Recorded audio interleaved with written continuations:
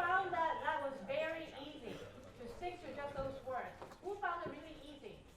Okay, we have one person finding it really easy. Two, a few.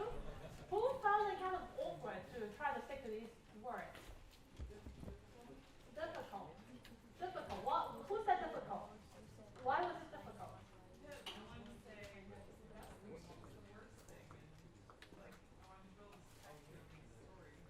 Right. So it limits your word choice, right? Yes. Did anybody, is she alone in her difficulty in not selling the product? Did anybody else struggle with like not talking about the product?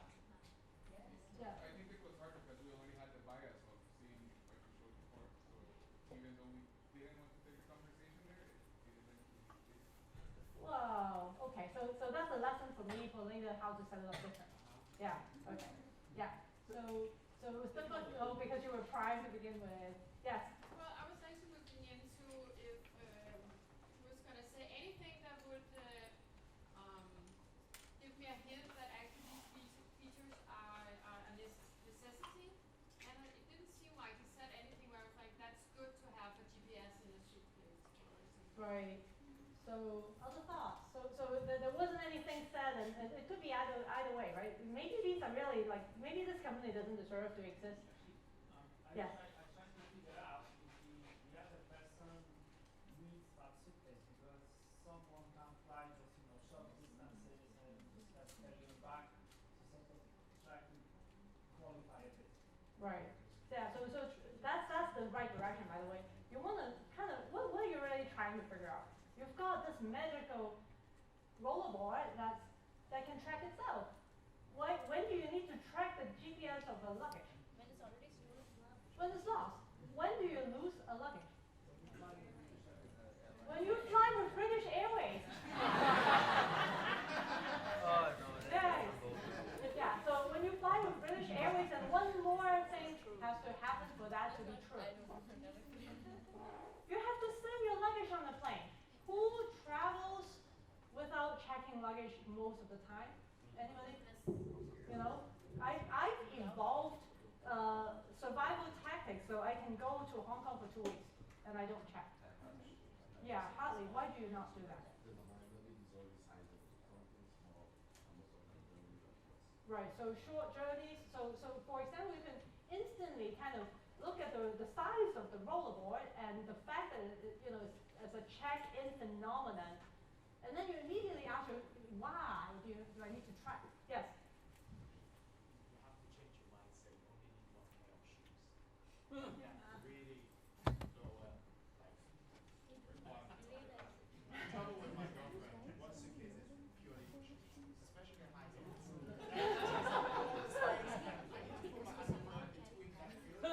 Yes. So for all of your future high-density packing needs, what's your name? I'm sorry, I couldn't hear you. See, Paul, for all your future packing coaching needs. Yes. So I think that a lot of that was really designed to say, well, you might have all these like gadgety ideas, but the core problem, right? You don't need to talk about the product to figure out this, to finish asking whether or not someone usually travels light or usually travels with something that would be checked. Once you find out, sometimes they check the luggage, you can ask, what do you check? What's the form factor? How often does that happen? And how often do you fly British Airways and therefore lose your luggage, right? So all those things you don't need to talk about the product in order to talk about, right? So anyway, so that gives you a little bit of a taste. So again, just to reiterate, I'm gonna go back one. Reiterate. First of all, don't sell, right? Especially in this stage, in this week, in this context, don't sell, right? Yes. Why wasn't what question that you put in? Because you didn't have to tell me about the story when or something, or you didn't have what do you do or what you do when this happens. Why wasn't that one of the sentences? Oh, yeah, that's a good question because really it's kind of a general guideline to try to ask open-ended questions, and that is along the lines of building on something that someone else already has said. So you could say, you said blah, blah, blah, blah, tell me more about blah. The issue with going a little bit into the range of possibilities, right? Like if you want to kind of like give a range of possibilities, now you're taking an open-ended conversation and making a multiple choice, right? You've defined the spectrum, one end here, one end there. What if they would have been there and you wouldn't know because you set the limit of where you want them to go. And you could certainly go explore that once you're in there a little bit and you get a little sense. But yeah, okay. So yes. My question. How do you manage a person who is not collaborative? I mean, don't speak enough. Did that happen to anyone? The other person's just like, yes, no, no, yes. What happens? Goes fast. That's right. Goes very fast. So what do you do?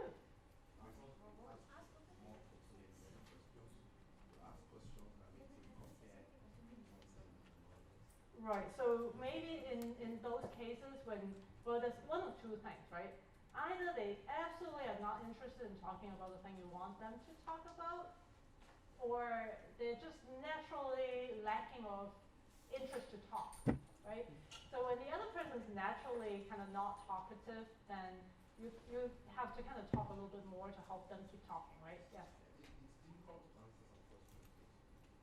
You ask someone, tell me about your last travel experience. Can say yes. But perhaps they can ask you, last time I went to US. So tell me more. So tell me more. You went to the U.S. Tell me more about that. When did you go to the U.S.? Last week. Last week. Wow. Did you just arrive in Boston? That was your first destination? Yes. Okay.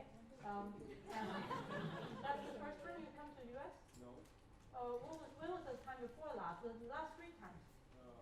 Last year. Last year. Okay. Do you come for, why did you come this time? Business. Business. And what about the last several times? Sorry? Last several times you came to this U.S.? Always business. Always business. So how many times do you travel for business in a month? In a month? 2 per month. Twice per month? Yes. Okay. And how long are your business trips usually? 3 days. 3 days. What do you usually carry? Carry on. So I took a little bit of digging, but I have just canceled him as a target, right? Right. So he has a 3-day travel, and he has a carry-on. He doesn't lose his luggage, and my primary value proposition is I can find you your lost luggage, right? So thank you very much, and I hope you enjoyed the U.S. this time. Right. So there's always a way. Yeah. I'm running into duck time, so I need to. So I'm around all week. Come see me if you want to talk more, but I really need to kind of keep going. Sorry, I'll come back. So last point, I'm just gonna blaze right through. I'm not gonna do the Q&A. P&G routinely spends like $500,000 on things like this, right? Because they're a global company. Every time they have to do any research, they have to do it in multiple countries, multiple cities at once. And I know this because I've done projects for companies like P&G. I wasn't on this project, but I was on other projects. So you have to do it international all at once. It costs money. It takes time, right? And then to do this properly, professionally, when I did persona research professionally, it's like an hour interview each time, right? And I qualify aggressively and I pay a service to get me my subjects. I'm spending money. In a startup, you don't have $500,000. I should hope, if you have $500,000, I should hope you're spending it on something else other than hiring an agency to make focus groups in 4 countries. And why are you in 4 countries anyway? You should be in 1 neighborhood. So, Procter & Gamble style, it's long, it's expensive, and usually they outsource because really, at the end of the day, at the level that they are doing research, the average person who doesn't spend all their days doing the research, they don't actually have the skill set to get to that level of detail. So for a startup, you don't need that level of detail or insight. You need to boil the ocean enough to know approximately where you're going, and then you go and do a deep dive down there. And you don't want to outsource that, please don't outsource that. If you can get a bunch of like MBA interns to do it, don't. I mean, like unless you're in there too. Because why would you want second-hand information? Startup style, you have to be cheap, fast and you have to do it yourself. It's really not hard. And then you can read this later step-by-step guide to style PMR. You have to state what you're trying to find out. You have to articulate your hypotheses. And then you have to qualify your subjects quickly and then talk to people. And then 5 at a time, and then you go back and figure out, did I learn something that causes me to change the targeting for the next 5, every 5, and then shorter discussions, 15 minutes a pop. And then when you actually really get deep into it, oftentimes you can talk to someone, they get really interested. You could say, well, that was a really great conversation. Can I follow up with you, Mona, for a longer conversation about this at another time at your convenience? And half the people would be happy to do that. And you buy them coffee or a pizza or something, right?